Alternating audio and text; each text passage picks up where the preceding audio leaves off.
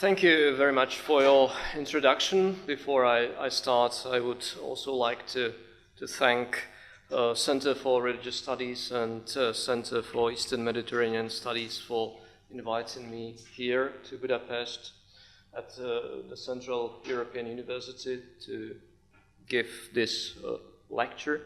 It's a great honor for me, and I would like to thank especially Esther and Nirvana for making all this possible. When I was considering the topic for my lecture, originally I planned to give a lecture on my current project, which involves application of formalized modeling and computer simulations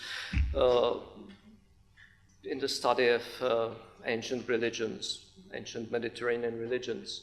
But then I felt that the results are still not so impressive because we are only in the second year of our project. So I decided to present our research we done in previous years, which is basically finished. And I will start with a short introduction what cognitive historiography is and what it intends to do. It's a recent subfield of historiography. It's not particularly strong. I suppose that only a few tens of historians focus on this topic, but the number is slowly growing, and in 2014 a new journal was inaugurated, Journal for the Cognitive Historiography. And what cognitive historiography tries to do is to apply various cognitive theories to the study of history. And these theories usually come from cognitive psychology, some of them from evolutionary psychology, because probably most cognitive historians would agree that the human mind has some evolutionary history, and the knowledge of this evolutionary history is still important for us. And some theories can also come from neurosciences or from neuropsychology. And all these stimuli are, or at least might be helpful for historical study of religion. I try to summarize why I think that something like cognitive historiography is beneficent for historiography, for the classical historiography. I do not want to argue that cognitive historiography should replace the traditional ways we study history. I think that it can be used, or I will try to demonstrate that it can help us to better understand some historical events. Not all, but it can be used with some merit and success in the interpretation of certain historical events and phenomena. It also promised to provide historians with more realistic and more up-to-date view of human psychology.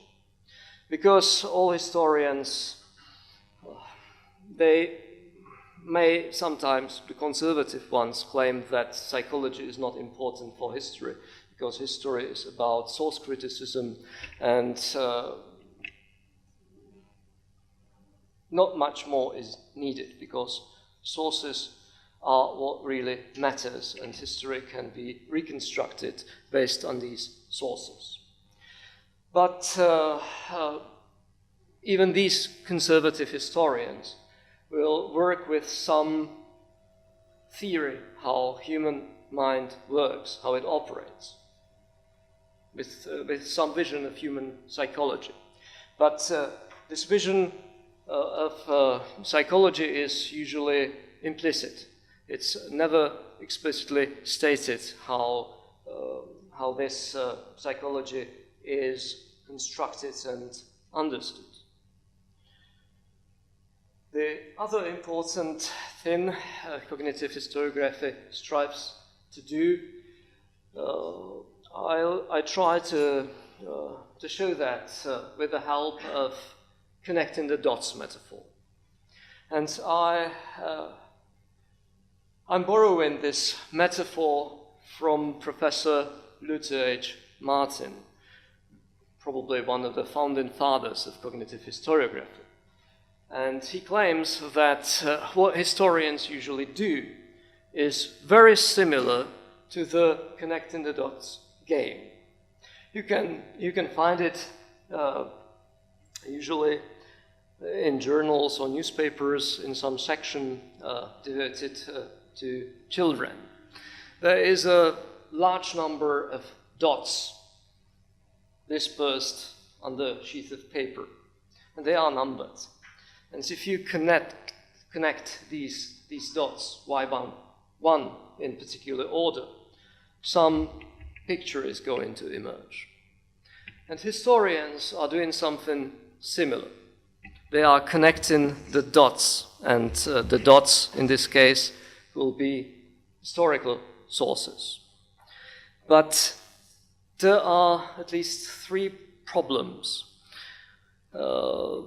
three obstacles for the work of a historian. The first problem is that the dots, the historical sources, are not numbered. So if you want to create some picture, which means the reconstruction of some historical event, you are in a much more difficult position. Also, historians know that these scattered dots, that it is not the complete picture, because our evidence is always fragmentary, and much is lost, irretrievably so. So it complicates the work of a historian even further.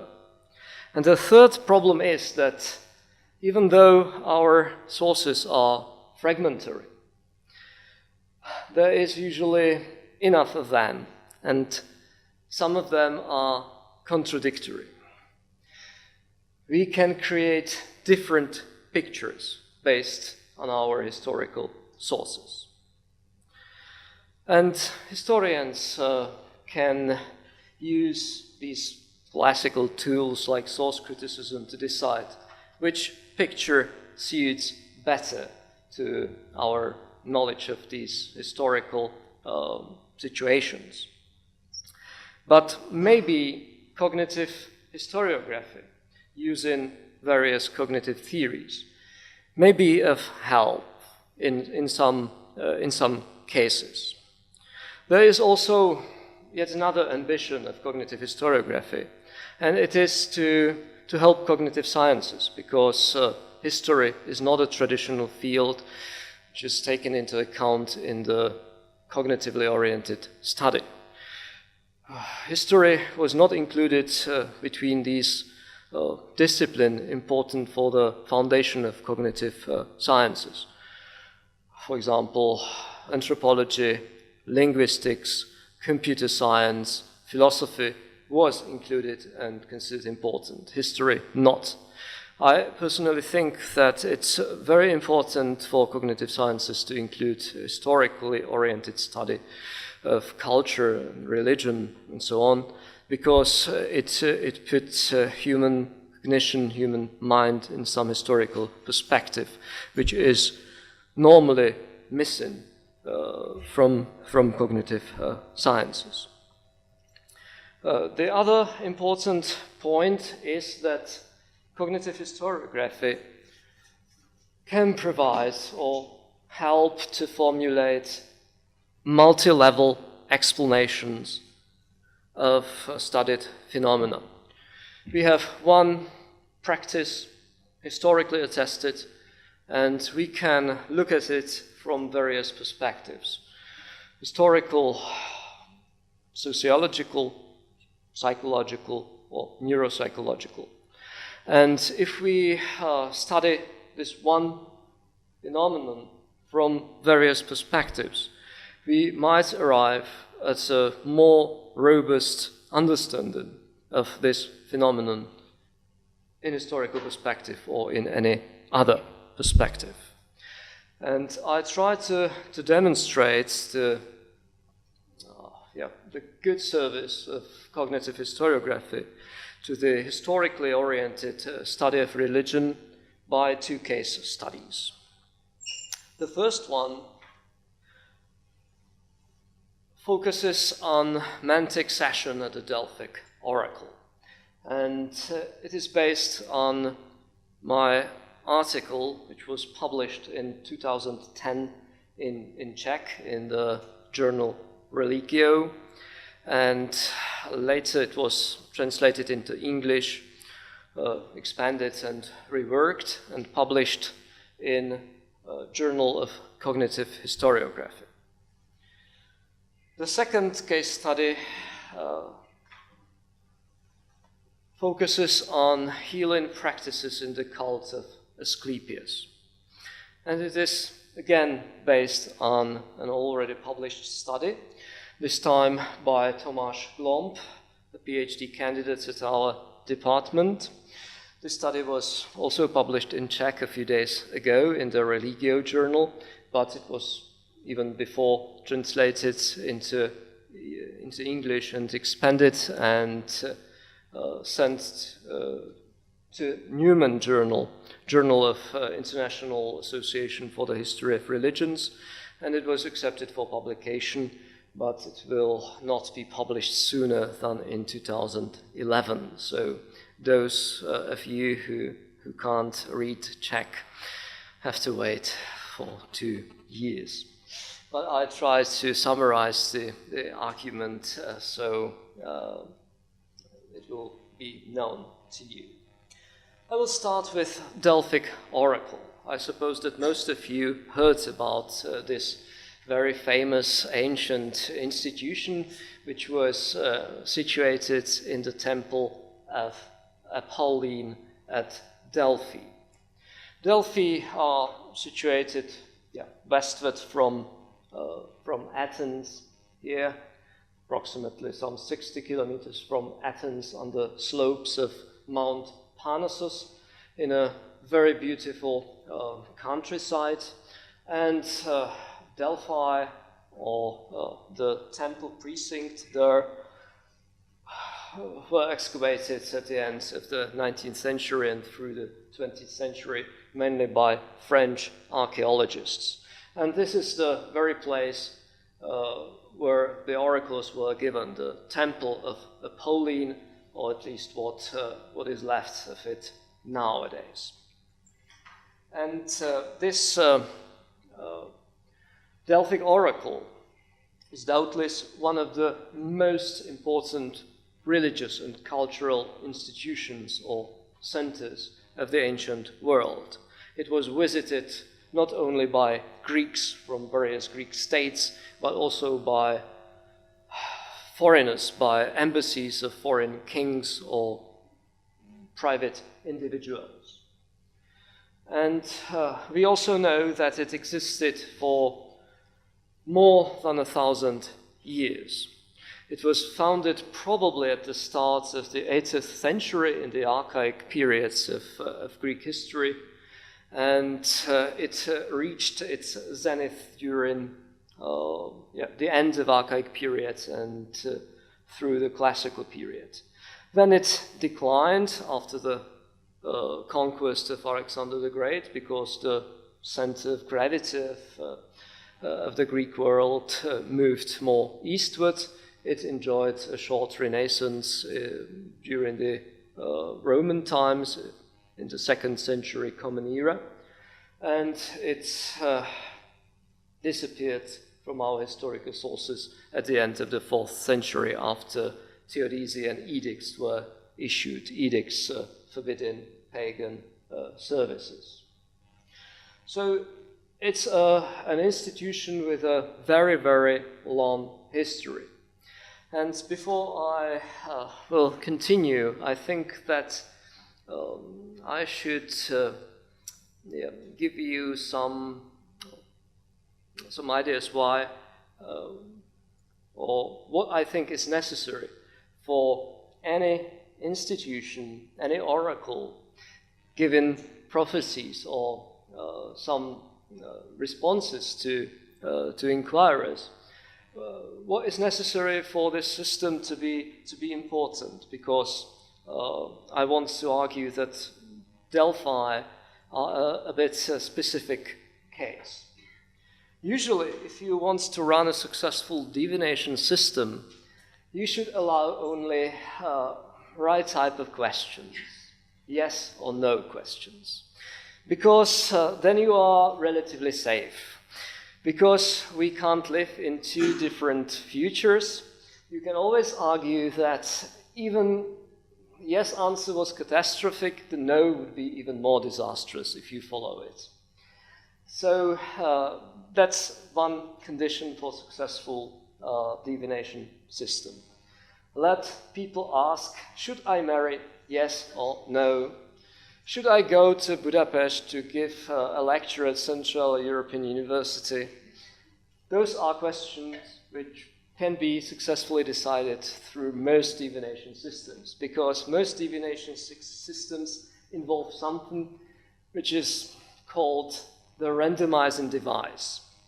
And it's also good to secure that this randomizing device cannot be influenced by human intentions, because then these responses are impartial, or at least are considered being impartial. For example, a very effective randomizing device is coin flipping. You take a coin and flip it. And before that, you have to do something like tail, go to Budapest, it will be a success. Did I head or tail? Okay, tail, it will be a disaster, don't go. Then you throw the coin, and if it is head or tail, you make your decision accordingly. The point is that the moment the coin leaves your hand, it's not under your influence, but it can be influenced by luck, fate, or some culturally postulated superhuman being, as people from cognitive science of religion usually say, and they mean some deity, some god, some divinity. Throw in at knuckle bones, sheep knuckle bones, again a very much used form of divination in the antiquity, drawing of lots or inspection of animal entrails. Again, these systems work quite well because they are constructed to answer yes or no questions. But Delphi are a bit specific in that, because the Delphic Oracle permitted open questions. Persians are coming, what we are supposed to do? Or who should lead the colonization party from our city to some place where we will find a colony? Who? Those are open questions. And it's more difficult to answer these open questions. And in Delphi, these oracular responses were given by Pythia, a priestess of Apollo. And Pythia was really decisive and instrumental for operation of this oracle. And it's a bit surprising because ancient Greece is a strictly patriarchal society. And here, great importance is given to a woman, given oracles to the embassies coming from Greek states or foreign kings. So some scholars even argued that it was not actually Pythia who gave the oracles, the responses. Pythia was in some states of ecstasy and mumbling some words, incomprehensible words, and it were Delphic priests who translated these rambling into some meaningful words. But it seems to be contradicted by our historical sources, because it is consistently Pythia who is depicted as given oracles. And we also know from our historical sources that some inquirers who wished to influence the response tried to bribe Pythia, which would otherwise be nonsensical if it were Delphic priests who were responsible for the oracles. And our sources also claims that Pythia gave these oracles, these responses, in an altered state of consciousness, to use modern terminology. And these historical sources also permit the conclusion that in this case we have a special instance of spirit possession phenomenon. That in ancient Greece, as it is in other parts of the world even today, there is a cultural theory that there are spirits in the world which can enter under certain circumstances into humans or animals and to change their identity, respectively, that persons or animals can be used as vehicles for these deities. And this corresponds very well with modern psychological and psychiatrical description of states called states of dissociated consciousness. So we can explain or try to understand the Delphic Oracle as something operating with states of dissociated consciousness. And there is a very good book trying to combine this anthropological and psychological aspects in the study of spirit possession. It's a monograph written by Morten Klass, Mind Over Mind, the Anthropology and Psychology of Spirit Possession. And we all know, experience states of dissociated consciousness, because probably the most experienced state of dissociated consciousness is sleep, hopefully normal sleep.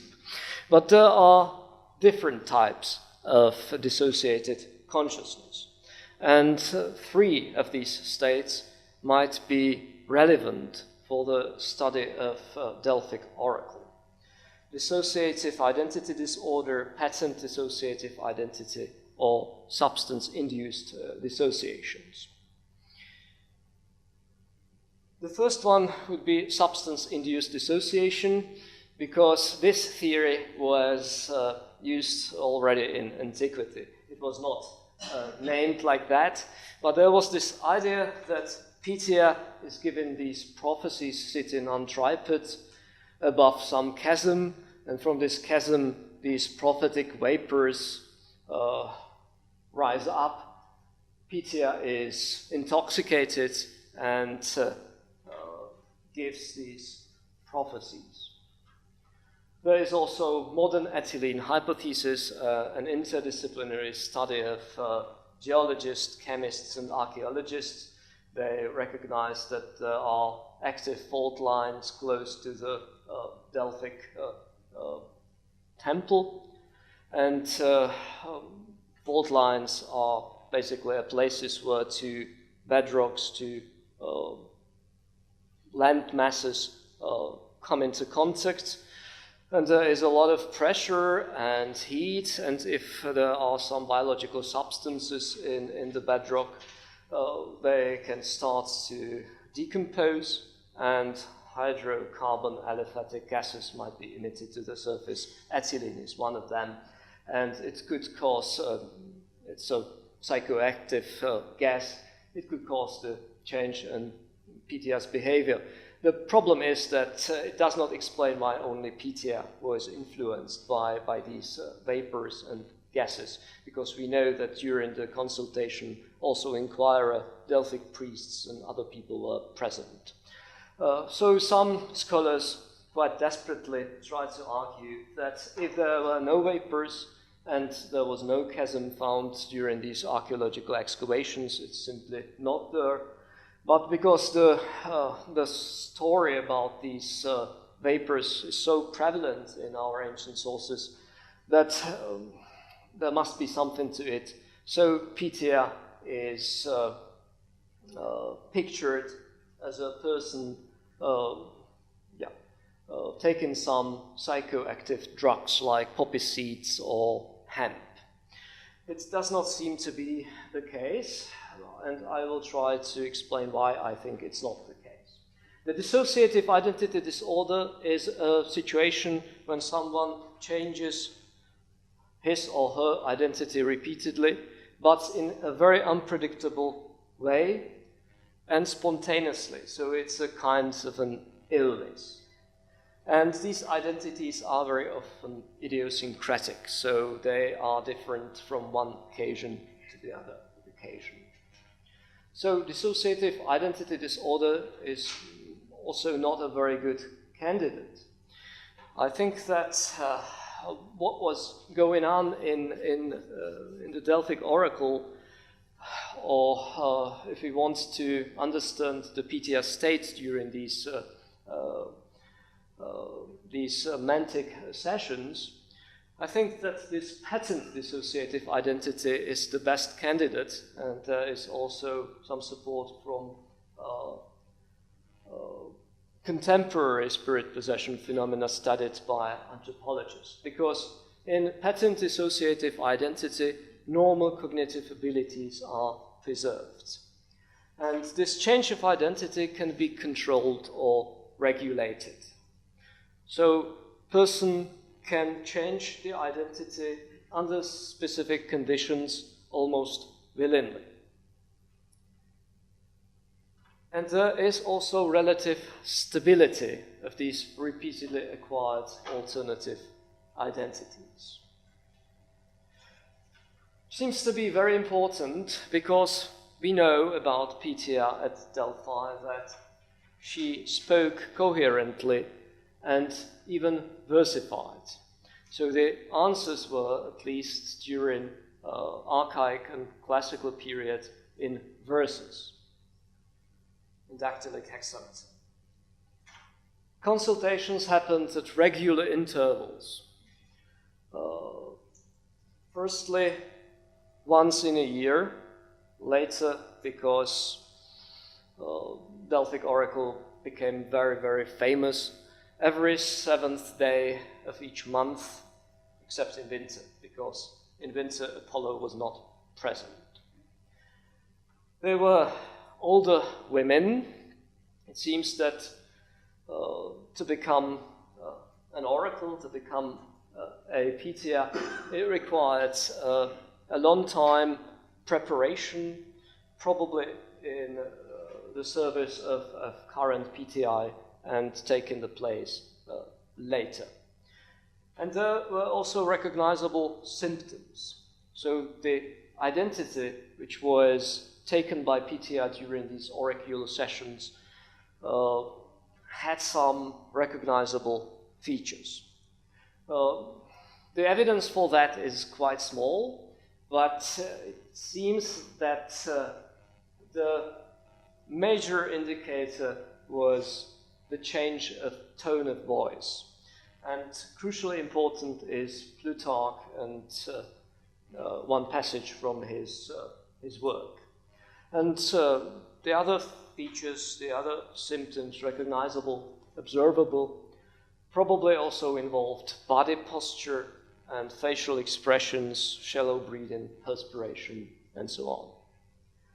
This famous passage from Plutarch tells a story about Pythia giving these prophecies unwillingly, because the preliminary sacrifices went bad. They were negative. Do not give any responses today. But Pythia was forced to do so, and she went down into the hole, into the addition of the temple, against her will.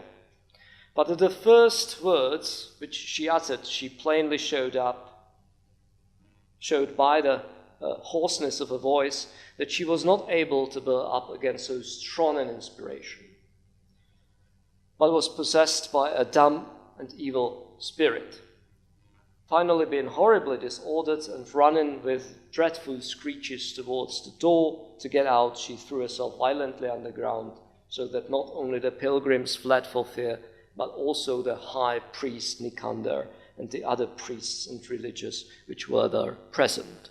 It seems that these people recognized that something is wrong because the voice was different, and they thought that she was possessed by a dumb and evil spirit, not by Apollo.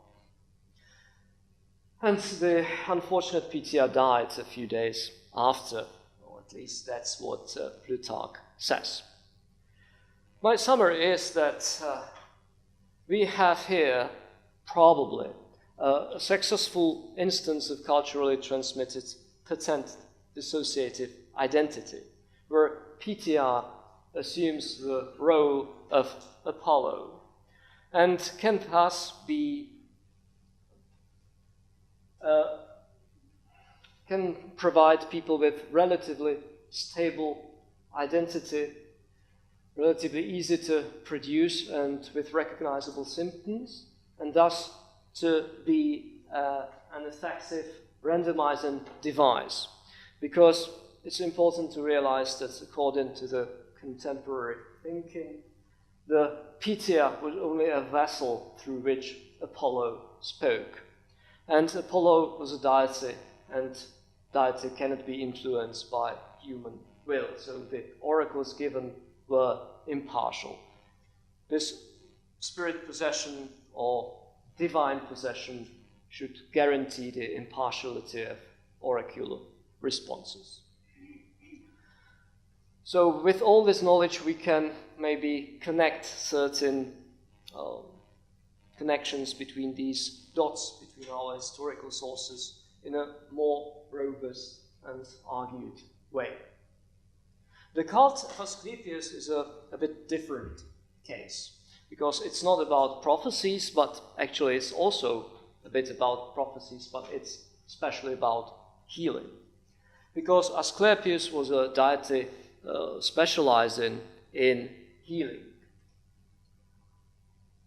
He started as a mortal man, but was later deified at the end of classical period, certainly in Hellenistic period.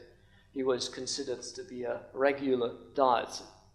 And his cult was immensely popular, especially in Hellenistic and Roman periods.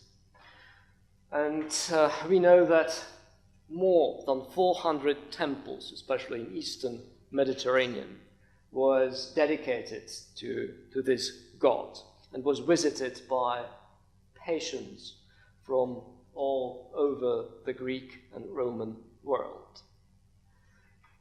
And our research question in this research was what factors might contribute to the popularity of this cult. And here we have to, or I will summarize what was happening in these temples, because it will be important for my argument. So if someone experienced some health issues, this person could visit some temple of Asclepius. The best one would be in Epidaurus, in Greece because it was the place where Asclepius was born, according to some myth, and it was his hometown. So the power of this deity would be the strongest there. But if you visited any temple, you could hope to be healed, to be cured. But before you could proceed, you had to perform some preliminary sacrifices. If these sacrifices were good, you received a good omen that Asclepius is willing to accept you. You was invited into the Habaton, some inner sanctuary of this temple or a special place where the presence of Asclepius was the strongest, and you was allowed to sleep there, very often on the skin of this sacrificed sheep, usually sheep. And in your sleep, in your dreams, you met with Asclepius, either in human form or in the form of snake or dog. And Asclepius healed you in the dream by touching you or by making an operation on you. Or, if not, you received some instructions how to get better, what you are supposed to do to be cured from your illness. The theoretical background, the theoretical perspective, we used for answering this question, what factors might contribute to this immense popularity of Asclepius' cult, from cognitive science of religion or cognitive anthropology.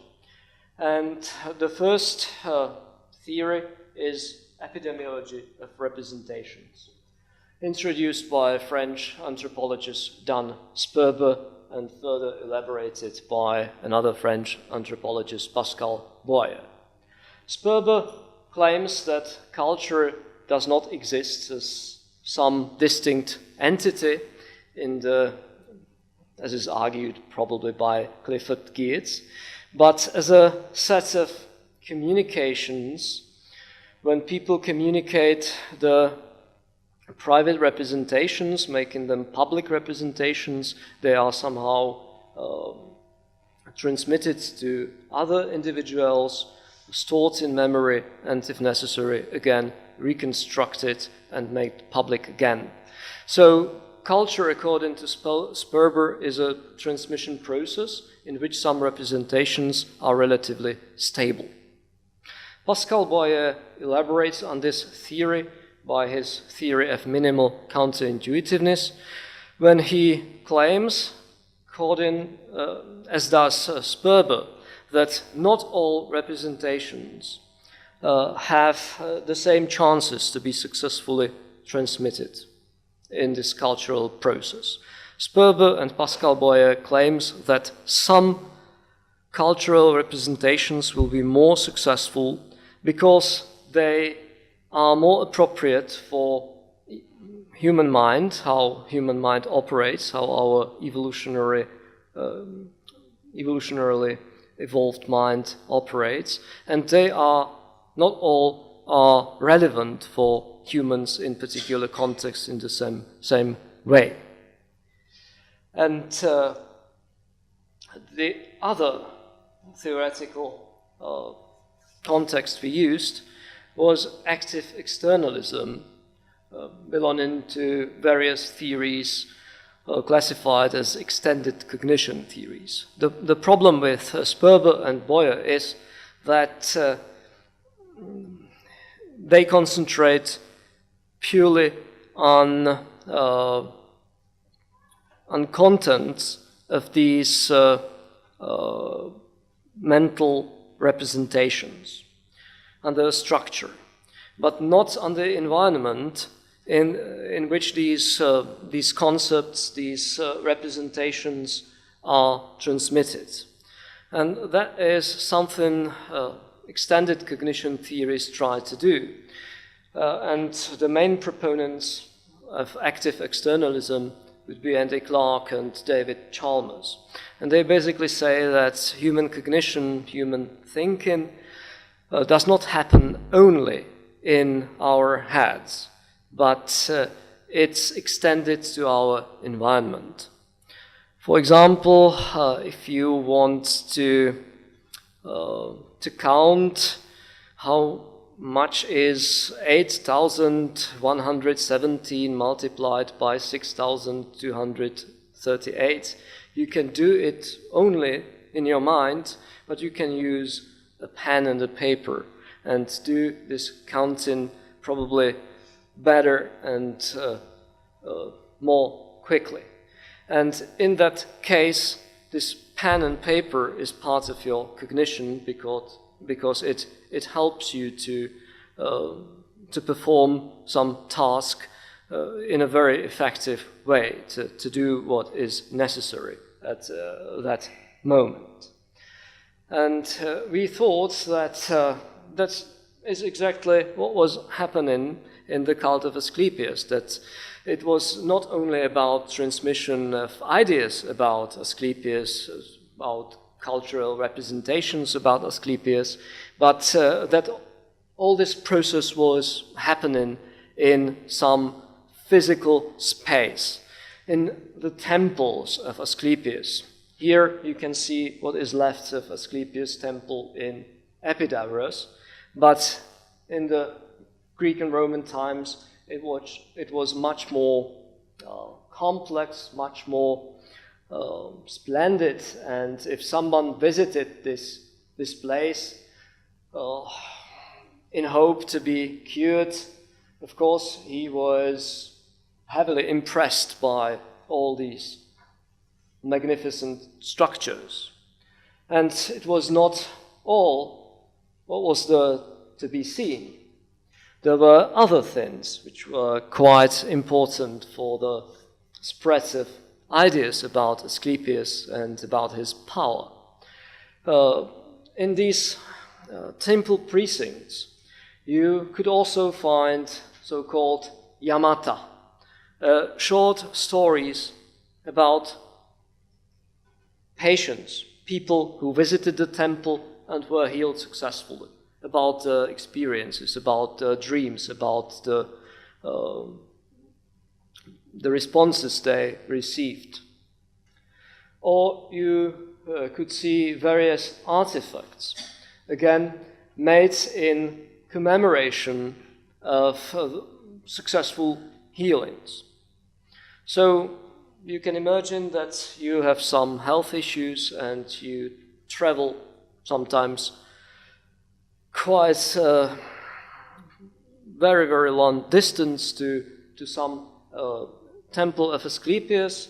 You saw all these magnificent structures and you could read if you were literate. If not, you could probably ask Asclepius priests to read to you these stories about successful healings, and you saw all these dedications of gracious patients who regained their health in these temples. So all this was happening in this temple precinct.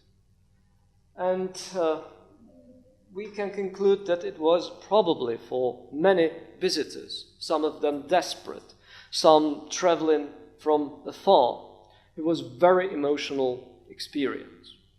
And of course there is a question how emotional state influences the transmission of some ideas, the memorability, the relevance. And it is a topic which is studied for a very, very long time in cognitive psychology. And it seems that, of course, the level of so-called affective expectations positively correlates with the level of emotional arousal. So if you expect to be healed in the temple of Asclepius, your emotions will be very, very high. according to something which was even experimentally tested in social psychology, and it is called model of affective expectations. But the question is whether the memorability of emotional experiences is better than memorability of neutral experiences, and whether this memorability is somehow influenced by sleep, by the fact that people in this emotional state, after some preliminary sacrifices, they went to sleep into the abaton, to the place where the presence of Asclepius was the strongest. What the fact that they slept in this state, or immediately after this emotional state, how it could contribute to the memorability and vividness of the memories. And there seems to be some experimental evidence which supports the idea that sleep might be of crucial importance. Yeah, historians are usually not required to read journals, articles in journals like cerebral cortex or biological psychiatry, but if they do, they can find something which might be relevant even for historical research and for our understanding of some historical events.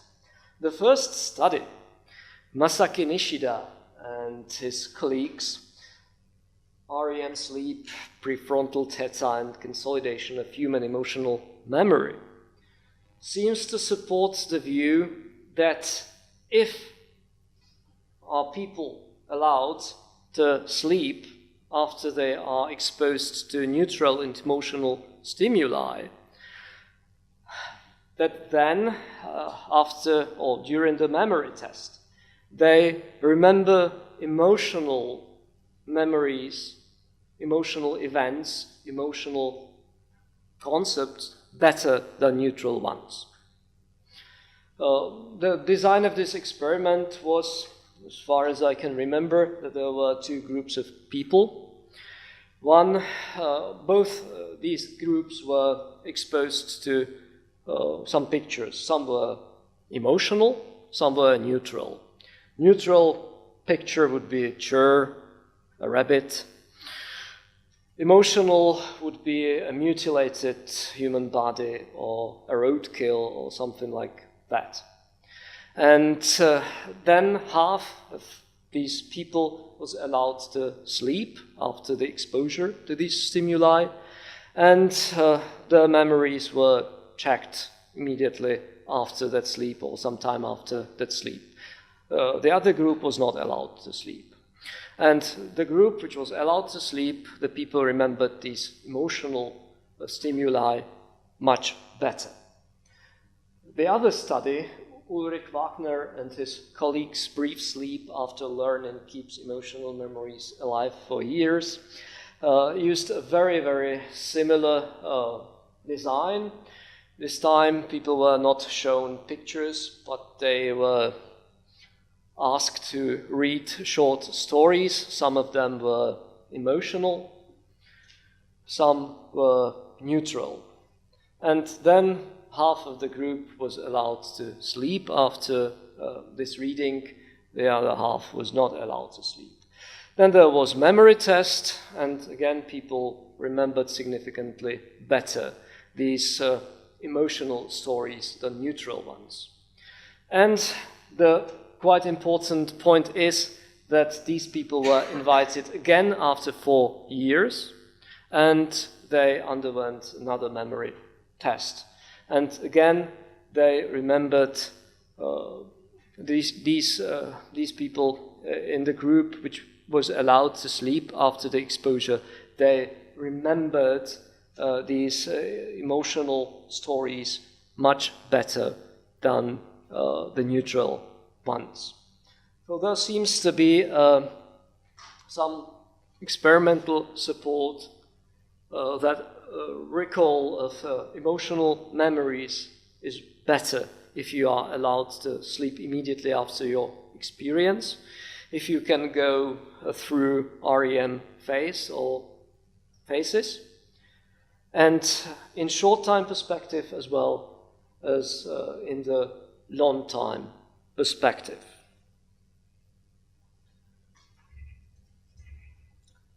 Again, this is something which might be potentially important for our understanding of the success of Asclepius' cult, because people who visited temples of Asclepius underwent incubation there, slept in Abaton in the temple. They received instructions how to be cured or were cured there. They, because of the fact that they went to sleep in a very, very emotional way, might remember various stories, concepts, and representations from the visit more vividly for longer periods of time, and might be